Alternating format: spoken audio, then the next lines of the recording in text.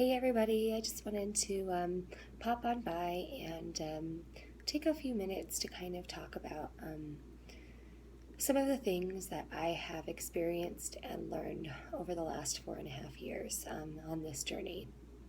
And one of the big things that I have recently overcome, and not because, obviously we don't have, that long anticipated baby yet anyway. And one of the things that I struggled with for a really long time was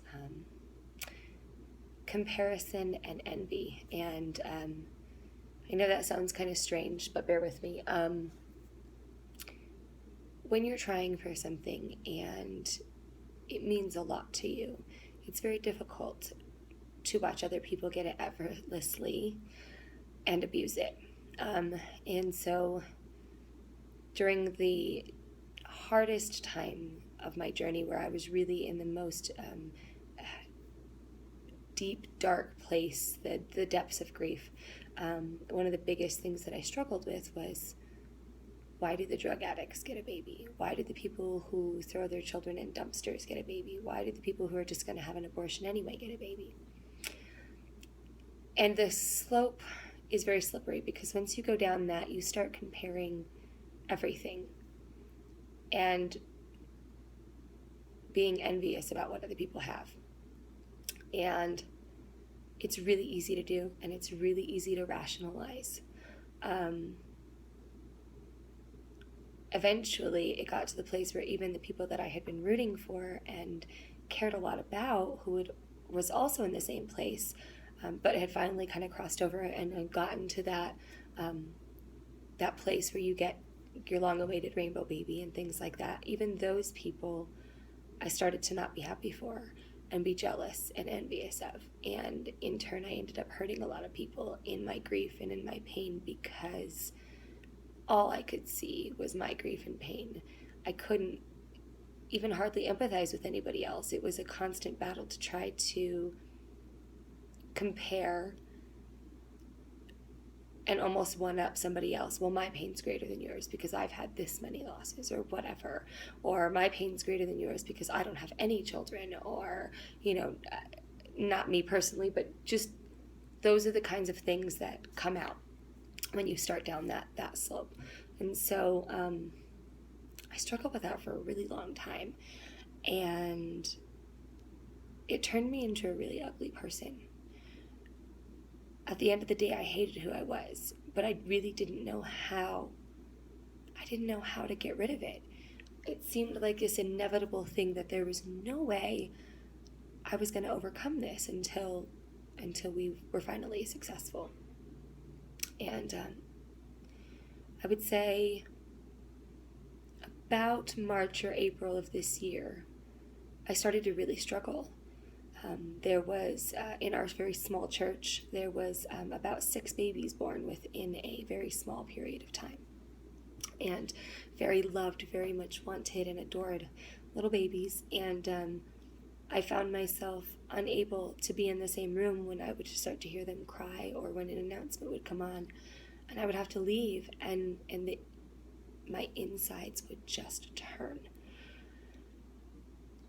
It got to the place where I would go home and I hated who I was looking at in the mirror. I hated it. I hated everything about it. I hated myself. I hated where we were. And then became also this period of self-loathing. And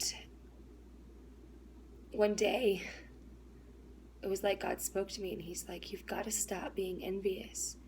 A bunch of scriptures came to mind, and I was like, but how can I not? You know my heart, and I argued with God for a while about this. And he was like, you're never going to really appreciate the gifts that I want to give to you if you're comparing them to what other people have or what other people get so easily or effortlessly. You're going to miss out on the opportunity and the blessing. And it was kind of harsh. In my heart, I was kind of like, ooh, he's right. And I've really been blowing it. Um, so I prayed. I prayed consistently that the envy and jealousy um, would go, because those are not fruits of the Spirit. Those are not things that where life grows. Just destruction and death comes from those things. It's pretty clear, We're not supposed to be envious, as hard as it is. And I would say about a day or so later, I got a message in my inbox from a lady I know who had been kind of trying and was pregnant. And for the first time in 3.5, 4 years, I wasn't hurting when I saw that message. It didn't sting. Um, it didn't bother me. I was actually generally happy for her, and it was a neat turning point for me. And there are still some days that I struggle, but I constantly remind myself that I need to focus on the blessings I do have, on where I am in my life right now, and not compare to what other people have or what other people are getting. And this is something that we easily fall into, just browsing Facebook. Oh, look at their great family vacation. Oh, look at that wonderful new car. I wish I had a job to afford that. I wish I had this. I wish I had that. And it just doesn't get you anywhere. So after that process is really when we started to open our hearts up to the embryo adoption. I mean, we'd heard about it, we knew about it about a year ago, and it was something I kind of wanted to do, but I still had this hope that somehow it was just going to effortlessly, miraculously happen for us, and we wouldn't have to go through any more financial burdens to make something happen, or whatever. And once I got past that envy, my heart opened up a lot more, and I was like, you know what? Our journey is unique, and the things that every part of my life and my marriage has not come easily. None of my life has been effortless, and I appreciate it so much more because of that. And so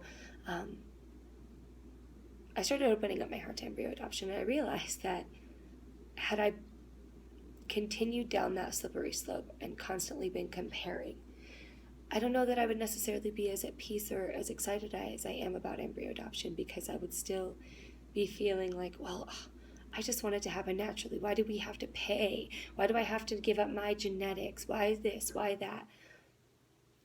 And the reality is what we're doing is an amazing opportunity and an amazing blessing. And it is so incredibly unique and so incredibly awesome that I don't think I would really be feeling the magnitude of what we're doing if I was comparing our journey to other people's anymore. And so my words to those of you who are in the depths of grief and sorrow and everything right now is find a couple things each day that you can be thankful for and meditate on.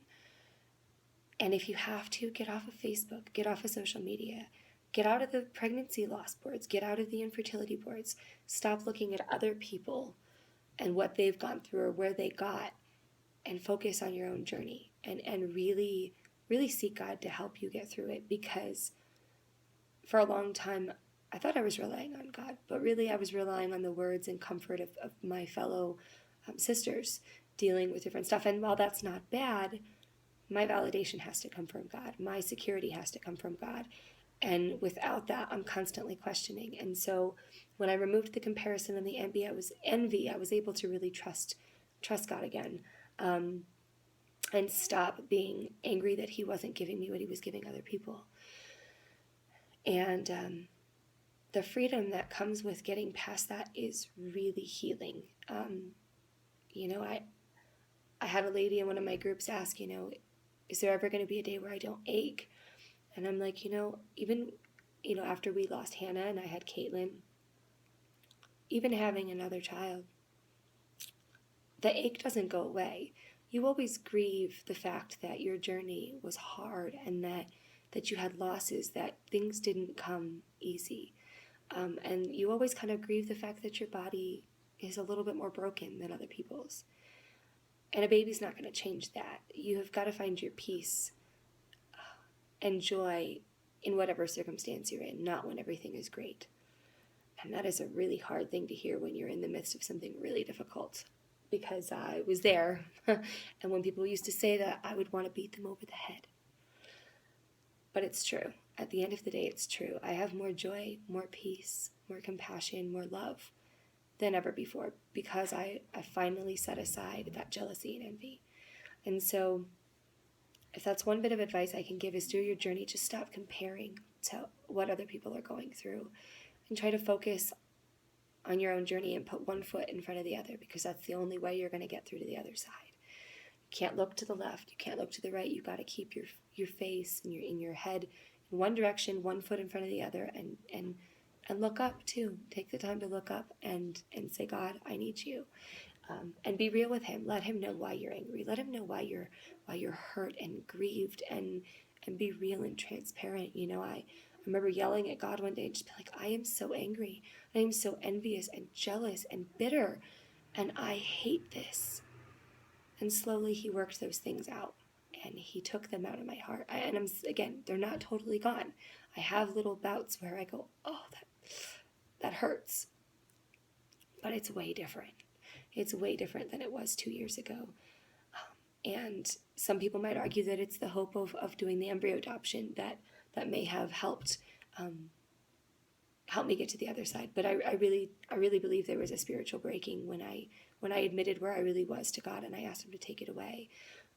And every time I would push past those jealous and envious feelings when somebody else would have a baby or whatever, holding a precious little one that I longed so much to have one of my own. Each time I would do that, and I would step out and I would overcome those feelings and push past them anyway, a little bit of healing would happen, and a little bit more healing, and a little bit more healing. And I honestly think that I would be a mess right now if I hadn't had a little bit more of that healing happen.